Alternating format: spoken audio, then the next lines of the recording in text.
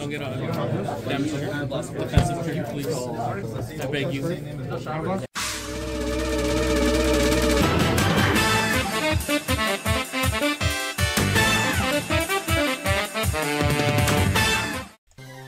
Hey everyone, this is Cardfight bringing you another standard match. We're going to be continuing on with that set 13 meta with two new decks that received support in the set and have definitely gotten a lot better. So on the right, we are actually going to be taking a look at Bastion, which got a few new tools, not a whole ton. I still think the deck is very solid, one of the top contenders of set 12 meta. And then, of course, on the left, we are, or left, did I say? No, right. We are going to be having Lianorn. Now, this is going to be a pure build of Lianorn, focused mainly on the Vivace, which, in my personal opinion, I don't think is that great. I've played around with it. It definitely has a lot of deck space, so you can do a lot of funny things with it, whereas the Mask build is a little more restricted. But at the same time, I think that the ceiling and the consistency that you get from the Mask version tends to be just a little bit better than relying solely on Vivace. But anyways, we do see some very interesting things here. Of course, playing the Rancor Chain in the ride line, using it to Soul Blast the 2, draw 2 cards, discarding a card, and then calling out that new grade 1 from set 1. It's a new, or not set 1, set 13 from the set 13 triple rare that lets you check top 5, I believe, discard 1, and then if you have 10 or more, it gets a 10k. But looks like we're going to be swinging. Bastion's just going to be riding to the grade 1, swinging, getting into a critical trigger, but we did OT to pass that, so we are going to be stuck at 0 damage. Definitely one of the good things about Lianorn is that it can manage for quite a while without having to actually, take any damage, which is definitely something that you need to be able to do in this meta with things like Drag Jeweled and Youthbird running around. The lower damage you are in the early game, the better off you are for the later game, or the mid to late game.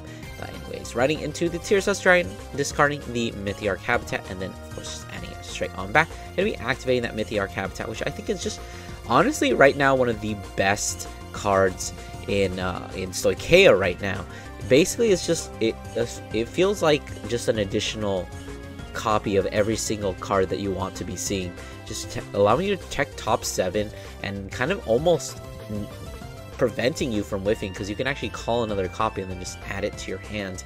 Looks like we get a Rosium Fairy off of the Habitat, which is a excellent target to get because it is going to convert itself, or going to convert another card into two plant tokens, which is personally why I like to play the Roro ride line with the grade 1, and then of course with the Tears Dragon as my grade 2, just because I think that that is probably the best build, as we do see the grade 1 being retired in order to call the 2 plant tokens, and then just calling another copy of that grade 1 using the skill once again to check top 5, this time discarding a PG, which is probably not what you want to be doing.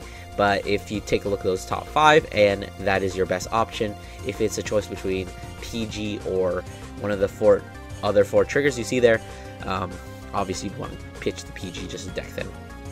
So we have a very interesting board here, 2 columns of 13k and then the Vanguard swinging for 10k. Personally, I think I would like to have a booster behind the Vanguard just to make sure that it's difficult to guard, because right now you can just throw down that 15k shield and protect yourself against any triggers. Of course, these other 2 numbers are kind of cringe, but they do lose to defensives, being 13, that is a 10k guard, and without the power of a draw trigger. Speaking of which, draw trigger there, and me giving an extra 10k to that plant token there, making it a 23, so that's going to be a 20k guard. This is effectively, this 13 at this 8k Vanguard is effectively a 15k guard, even though it is just 10k, but you do not want to give up 2 cards from hand in order to actually do that, so it is just of course going to be guarded with that 15k trigger.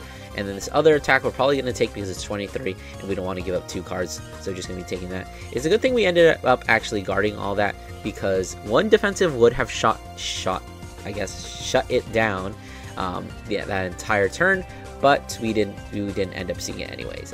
Bastion riding up to grade 2, and be using the skill of Fort, revealing those 2 grade 3s. Of course, we do see that new grade 3 from set 13. Once it gets on board, we'll talk about it a little bit more. Of course, checking top 1 and actually getting a rare Bastion high roll, getting the grander edge off the top. Of course, it isn't as great right now because it's not getting this extra 5k or even this extra 10k, but it's just a 13k attacker. It's just going to attack the Vanguard. Now that we are getting into grade 3, we are going to be needing a little bit of power. Ooh, looks like we hit OT there.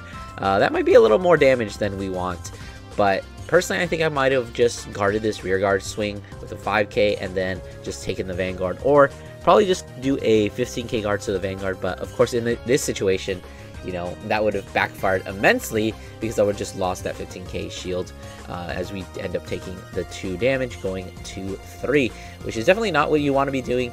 But at the same time, it's OT, you can't really help it. It's at least good that it wasn't more impactful. You would prefer to see it here than anywhere else if you have to see it, because in this instance it's kind of just a critical trigger. We did add something back. I think we added back the owl that we discarded for Ride Line, which maybe will come in handy later. But for now, passing back to Lianorn, going to be discarding a Rosium Fairy in order to ride up into that Lianorn. So we do have plenty of counterblast. One of the main problems I did find with just pure Vivace build is that you don't actually have a ton of things to be using your counterblast on. You have Lianorn, and I'm trying to think what else. I guess Vivace uses one, but that's one counterblast. And then you also have your countercharging retire and draw. Looks like we're going to be using that Lianorn skill, drawing a card and then either calling a card or discarding a card.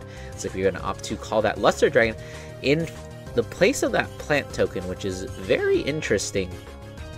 If we had actually called the plant token behind Vanguard last turn, we'd have been able to call it to the other column and then just stick it in the back row where it Luster Dragon definitely wants to be. We do see a In the Dim Darkness, the Frozen Resentment, checking top 3, pitching a copy of that Gather Upon Me Ye Wandering Soul, which is definitely a choice. I suppose this must be a build that is focused more on orders and I guess getting triple and quad drive, which I think is honestly just not necessary. You have enough pressure on the Vanguard. You don't need 3 drive checks. I mean, it's nice, but the amount of commitment to deck space that it requires is probably not worth it. I will also mention this is the first week that BT13 is kind of playable at locals, because after the set came out, we had Christmas and then we had New Year's, so our card shops are pretty much closed all that week, so we didn't actually get to get anything. But I guess getting back into the match, that Frozen Resentment, sure, it's nice that you get to revive something, but that's kind of revival. That revival is really good, which is one of the reasons why I think the mask build is just overall better, because if you go into masks, you have built-in revival there, and you don't have to commit a order card there, and of course using up soul, which is for Lianorn honestly the most valuable resource, because Luster Dragon will use your soul, and of course base Lianorn herself uses soul as well. Although you usually don't want to sit on her for more than a turn, but still it is good to have extra soul just in case you miss that ride. But we're looking to have a decently powerful attack here. It looks like that grade 1 is getting an extra 10k. We've got those 10 cards in the drop zone now, so we were able to kind of just hyper accelerate our drop zone as we start swinging with the Vanguard, soul blasting our last card and then discarding. It looks like that's just a draw trigger, boosting with the entire back row for a total of 49 here. Probably not going to be guarding that. It's very difficult to guard Lianorn's Vanguard swings. You either PG or you just take it. In this instance, we're at 1 damage. We really don't care. The worst that could happen here is like double crit, but in this instance, it's honestly probably not worth it. Let's see, that other column is swinging at 23, and this other column is also at 23. Huh. Very interesting. But yeah, I think we just take this unless we're scared of something. But you know, I don't think there's really any reason to guard. You can't use Rosium Fairy quite yet. One of the things I don't really like about Rosium Fairy is that he is grade 3 restricted, so you can't actually use his skill to get power. I suppose during the next turn we can always just swap out that column, you know, put the Luster Dragon in the back, and then grab the power from the Rosium with the for the Rosium Fairy. It looks like we are going to be no guarding, drive checking to a Luster Dragon, a heal trigger, which is actually very nice. Going to be giving extra power to the plant token, I suppose. That's okay. And then a draw trigger, going to be drawing a card, so bolstering up that hand. Looks like we've got plenty of defenses, giving the power to Luster Dragon. So now these columns are both swinging for 33, which is actually a pretty good number in this instance. That's calling for 20k guard. No, that's 25k guard. So honestly, maybe we guard one of these, bank for another, hope for another defensive, and then if we can't... Oh, looks like this one's actually going to be going at the Grandeur Edge. Not a bad choice, honestly. That Grandeur Edge is going to be almost unkillable during the next turn, because it's going to go up to 28 once you ride into the grade 3 Bastion. So trying to kill it right now is honestly not a bad decision. And of course, that is also a 25k guard if you want to actually be able to block it. But I think that we honestly just let it die. It's not that valuable of a piece, and we still have a ton more in the deck. I say it's not that valuable piece, but it is actually a very valuable piece. But, you know, is it really worth it? But looks like it is worth it to us, as we're going to be committing a PG to stop that attack. And then the other column is also going to be swinging at the Grandeur Edge. So it looks like we're just going to let it die. So maybe a little bit of a misplay there. Maybe we should just let it die and then taking this damage, gone to 3. Probably been perfectly fine against Lianorn. We would have been chilling, I suppose, as the youth say. And looks like we just are going to be riding into grade 3. So I guess it depends on what we have in our hands. Hopefully we have enough pieces. Bastion is definitely a front row, rear guard kind of deck, so it kind of depends on what we have. Using to the Rook's ability, revealing the 3, drawing a card, and probably just taking a look at the hand, deciding what we want to call. Looks like we have a copy of the cat and a Persona Ride in hand. Our opponent is at grade 3, so we are theoretically able to use the skill to give drive checks to our rear guard when we restand it. So we're using the cat skill. Unfortunately, getting rid of 2 cards from the soul feels like definitely a waste of soul there, but there's definitely an argument to doing it, especially if you are hurting for rear guards. Like if you don't have anything good in your hand, I think that you definitely do need to be calling the cat and just trying to dig, see what you get off the top. Looks like we probably didn't get too good of a top deck, as we're going to be calling that guy the promo, as we all know, for set 13, I believe it was, which I'm sure everyone's absolutely thrilled to get. I believe, what are its 2 skills? It gets boost if you have 5 or more units. Oh, and that's also a mini Alden, where it's like if it's placed, you can like counterblast 1 and call a card from your hand and draw a card or something. It's something to that effect, but I don't think we're going to be using that skill here. Alright, so it looks like we are going to be calling an Alden and then opting to use its skill, which is, I guess, like I said, we're probably just digging for more pieces in this instance. We kind of just need to find anything better, as we call down the Stride Fodder Dragon here. What is its skill? When it's placed, I believe you reveal a grade 4 or have one on ban in order to give 2 of your units boost. In this instance, it's not really that useful because we only have the grade 3 in the back row, but I suppose that we can use this skill just to, you know, guarantee. I think you need 5 or more units to give a boost, which I think we have here. Yeah, that's 5 units. I suppose we'll talk about the Stride Fodder Dragon, which is honestly the main only support card that Bastion has started playing. We did have a bunch of grade 4 Bastion builds, but it seemed like in the set 12 meta that just playing grade 3 Bastion with other copies of grade 3 Bastion seemed to be the better option, just to have like 2 copies of Persona Ride. Of course, we're in that grade 4 there, giving 2 rear guards boost until end of turn. But it seems with this extra Stride Fodder Dragon does add a little bit of extra utility to your deck. I think that's what lets you take out that 1 grade 3 card that lets you give things boost, and I don't know. It's debatable whether it's worth using it. Honestly, the Keter Dragon doesn't seem that great to me, but it is definitely some utility that Bastion can now have playing the grade 4 build. Anyways, looks like we are going to be swinging the Vanguard for 21 here, actually opting to take it, which is definitely interesting. I think I would have tried to just block that, especially since we have 2 more attacks after this, and looks like it is going to end up hurting us because we do get a critical trigger there, and we're just going to be obviously restanding that the Stride Fodder Dragon there. Going to be swinging again at 28, which is going to be very difficult to guard. That's a 20k guard, and we're at 5 now, so we do have to guard both these attacks. This is going to be 28, and then the other one is going to be at 23. So looks like we're going to be intercepting with the Luster Dragon. That would definitely be not the play, but we do actually have another one in hand that we got off the drive check. As we see another 23, this should be an easy 1 card guard. Just committing the 15k shield there. Okay, so going to be passing over to Lianorn. So this is technically where Lianorn does shine in the turn 4. I will say Lianorn's turn 4, not as explosive as Drag Jeweled, but it does definitely add a lot of pressure, and you have one really big Vanguard swing.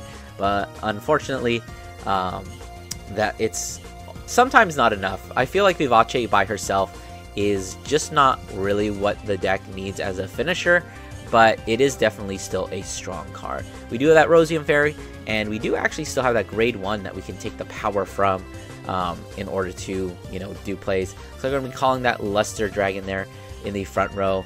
I think in this instance, oh, that is very interesting. I think you do not call anything. If you Habitat, you do not call anything from hand. You check top 7, you see what's there. If you get a card, then you call it, and if you don't, then you just commit from your hand. So I think, honestly, we should have just played Habitat there, see if we got the Luster Dragon off top. If not, we can definitely still call it from hand because, oh, actually in this instance, now what I'm just realizing, we didn't ride up, so this is very, very bad. Very, very bad situation here. Lianorn has no soul, meaning we can't even draw a card off Luster Dragon. So we're not looking to have a very strong turn here. This might actually just be the end. This scene is looking like it's going to be a very bad turn, and that might result in the end of the game for Lianorn. Because Lianorn isn't really a deck that can afford to have a bad turn. I mean, you can't really afford to have any bad turns in this meta, as we've seen Lianorn just swing for 23, which is a very pitiful number, of course. And we don't even have any soul, so we won't be able to draw off Luster Dragon. Obviously, we don't have the soul, so we can't use Lianorn's skill. So, yeah, Bastion's probably not going to have much of a problem guarding this, unless the hand is kind of just clogged with a bunch of grade 3 units. Okay, so it looks like we're going to be committing 2 15k guards, a 45, which is going to be a 2 to pass, drive checking into a Luster Dragon, and another heal trigger. So that's definitely nice. That makes it maybe a little bit easier, and a very questionable, and I'm just going to say incorrect play here. Like I said, this is probably his first time playing the deck. Giving the power to the front row grade 1 is actually a huge mistake here. And if you wanted to have any chance of pushing any damage, you should have given it to the grade 1 behind there, because effectively what you're doing here is you're losing out on an extra 10k. Because if we had a 20k boost, 28k booster here, you have the same number, 38, but because you didn't give it to the back row rear guard, Rosium Fairy now can only copy the 18k rear guard there. So we would have had a swing from Rosium Fairy, which is at, let's see, that is currently 23 with an extra 18. That would have been 33, 41. We could have had a 51 swing from the Rosium Fairy, but because we gave the draw trigger power to the front row rear guard, we are completely just going to lose out on that power. And it does actually mean a little bit of a difference. We're probably going to end up taking that 41 in any case. But if we had gone to 51, theoretically, that would not have been a 2-card guard there, because 41 does not meet the threshold for 2 15k guards. Whereas if we had you know, if we had been at 51, we would have been able to bypass that 2 trigger rule. Although it looks like we ended up swinging at the rear guard there. The rear guards are at 18. I don't really think. Well, actually, Bastion did put itself in a situation to damage deny, so there is definitely a lot of utility in kind of just swinging at the rears. We have noticed that, you know, Bastion seems to be, just by the way that the Bastion player is going, Bastion seems to be running low on good rear guards. They probably don't have a ton, but this Rosium Fairy is just going to swing for 41. So turns out the misplay didn't really matter. But if you play Lianorn, you need to remember, put all of your trigger power on your back row units, because you're a boosting deck and you are a steal power from back row deck. So you need to make sure to put all of your triggers into the back row. Helpful little tip there from a fellow Lianorn player. Anyways, moving back to Bastion. Bastion is going to be riding into that grade 4. And of course, you know, time to do Bastion grade 4 things. Calling out the the Accord there as a rear guard, which is interesting, and then calling the Owl there. Of course, not being able to countercharge because we don't actually have any Bastions in Soul. So I guess this is another reason that Prime can be good sometimes. It is a play that will keep you from being damage denied, and just kind of let you still do things even if you have no CB. So swinging 25, gonna be taking it, which is definitely a choice. I think you just commit the 15k guard there, just because, you know, you kind of need it. Was that a 20k 8k guard with a... Okay, I'm not sure what happened there. Maybe we had a couple of incorrect numbers. It looks like we're going to be 1 to passing the Vanguard, which is obviously very interesting, but it's not going to matter because we're going to see a double draw trigger here.